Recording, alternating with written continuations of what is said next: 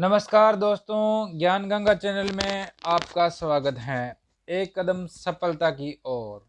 ना पूछो कि मेरी मंजिल कहाँ है, अभी तो सफर का इरादा किया है, अभी तो सफर का इरादा किया है। ना हारूंगा हौसला उम्र भर, ना हारूंगा हौसला उम्र भर। ये मैंने किसी से नहीं खुद से वादा किया है, ये मैंने किसी से नहीं खुद से वादा किया है। चलो दोस्तों, आज के विषय की शुरुआत करते हैं। प्रमुख उपकरण एवं उनके कार्य। टॉप 27 प्रश्नों को रखा गया है। अच्छा लगे तो लाइक जरूर करें।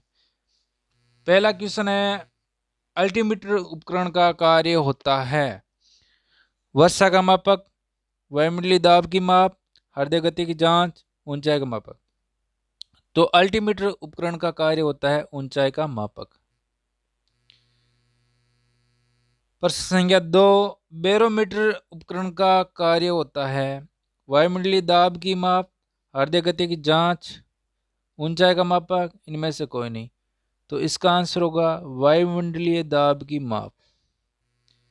प्रश्न संख्या 3, कार्डियोग्राम उपकरण का कार्य होता है गैसों के दाब की माप, हृदय गति की जांच, ऊंचाई का मापक। इनमें से कोई नहीं।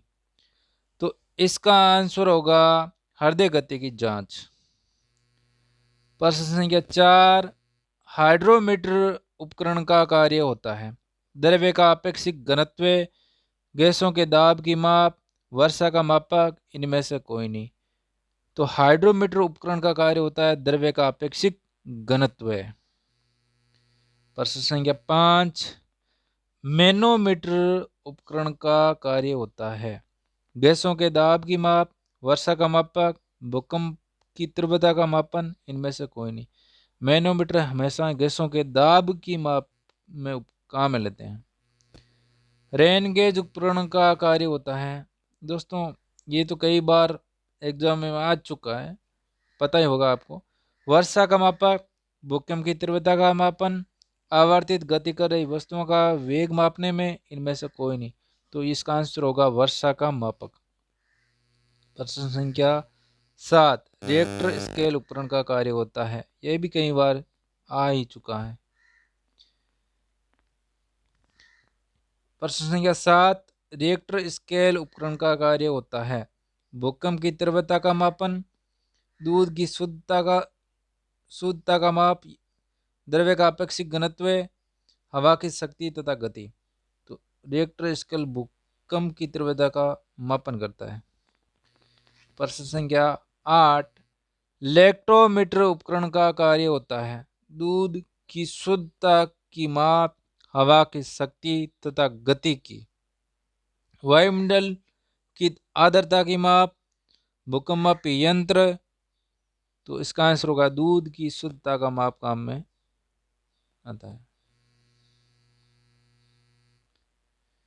प्रश्न संख्या 9, समुद्र की गहराई का मापक उपकरण है gauge meter, anemometer, manometer, fathometer. तो समुद्र की गहराई की मापने के लिए फेदोमीटर उपयोग में लेते हैं। प्रश्न संख्या 10, एनीमोमीटर उपकरण का कार्य होता है हवा को मोड़ने में, भूकंपीय यंत्र, वायुमंडल की आर्द्रता की माप, हवा की शक्ति तथा गति की माप। तो इसका आंसर होगा हवा की शक्ति तथा गति की माप। प्रश्न संख्या 11, हाइग्रोमीटर उपकरण का कार्य होता है भूकंपीय यंत्र, द्रव्य का अपेक्षित घनत्व, गैसों के दाब की माप, वायुमंडल की आर्द्रता की माप। तो इसका आंसर होगा वायुमंडल की आर्द्रता की माप।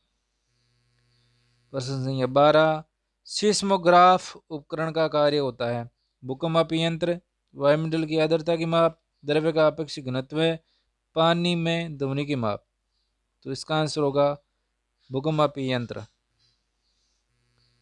प्रश्न संख्या 13, सेक्सटेंट उपकरण का कार्य होता है विद्युत धारा की माप, पयोदवर्त्य की दूरी, हवा की शक्ति तथा गति की, आकाशीय पिंड की कोणीय दूरी की माप। तो सेक्सटेंट उपकरण कहाँ में लेते हैं आकाशीय पिंड की कोणीय दूरी की मापने में। प्रश्न संख्या 14, आमीटर उपकरण का कार्य होता है विद्युत धारा की माप, पहियों वर्ते की दूरी, पौधों की वृद्धि की माप, विद्युत धारा की प्रबलता की माप। तो इसमें होगा विद्युत धारा की माप में। ओडोमीटर उपकरण का कार्य होता है पहियों वर्ते की दूरी, हृदय गति की जांच, द्रव्य का अपेक्षित घनत्व, गैसों के दाब की माप। तो इसका आंसर होगा पहियों वर्ते की दूरी।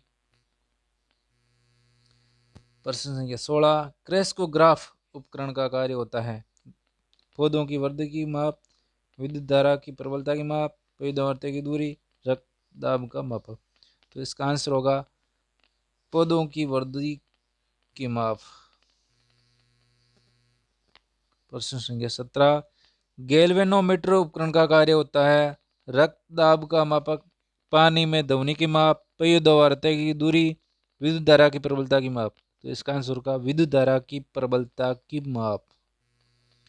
प्रश्न संख्या 18, स्पिग्मोमैनोमीटर उपकरण का कार्य होता है रक्तदाब का मापक, ताप नियंत्रित करने में, पानी में ध्वनि की माप, मानसिक तनाव जानने में। तो इसका आंसर होगा रक्तदाब का मापक। प्रश्न संख्या 19, पायरोमीटर उपकरण का कार्य होता है उच्च ताप शक्ति का कार्य जानने में, उच्च दाब मापक, निम्न दाब मापक या उच्च ताप मापक। तो इसका आंसर होगा उच्च ताप मापक। प्रश्न संख्या 20, निम्न में से कौन सा गलत है, हमें गलत चेक करना है। तो हाइड्रोफोन पानी में ध्वनि की माप, ये सही है, हाइड्रोफोन है पानी में ध्वनि की माप, ये सही है। टेकोमीटर वायुयान तथा मोटर बोटों की गति का मापन, ये भी सही है। थर्मोस्टेट ताप नियंत्रित करने में काम आता है, ये भी सही है। स्पीडोमीटर पहियों दौड़ते की दूरी, ये गलत है। प्रश्न संख्या 21, गायरोस्कोप उपकरण का कार्य होता है घूमती हुई वस्तु की गति मापने में, गैसों के दाब की माप, वर्षा का मापक, भूकंप की तीव्रता का मापन। तो इसका आंसर होगा घूमती हुई वस्तु की गति के मापने में। प्रश्न संख्या 22, स्टेथोस्कोप उपकरण का कार्य होता है। प्रश्न संख्या 22, स्टेथोस्कोप उपकरण का कार्य होता है आवर्तित गति कर रही वस्तुओं के वेग मापने में, गैसों के दाब की माप, रक्त दाब का मापक, हृदय और फेफड़े की गति सुनने में। तो इसका आंसर होगा हृदय और फेफड़े की गति सुनने में। प्रश्न संख्या 23, डायलिसिस उपकरण का कार्य होता है दूर की वस्तु का ताप मापने में, हृदय की गति मापने में, मस्तिष्क की गति मापने में, गुर्दे खराब होने की अवस्था में रक्त शोधने में। तो इसका आंसर होगा गुर्दे खराब होने की अवस्था में रक्त शोधने में काम आता है। प्रश्न संख्या 25, रेडिएटर का उपयोग वाहनों के इंजन का ठंडा रखने में काम आता है। तो जाइलोफोन का कार्य होता है किसी काम में नहीं आता है, बात करने में, ज्ञान सुनने में, ध्वनि उत्पादन में। तो इसका आंसर होगा ध्वनि उत्पादन में जाइलोफोन काम आता है। प्रश्न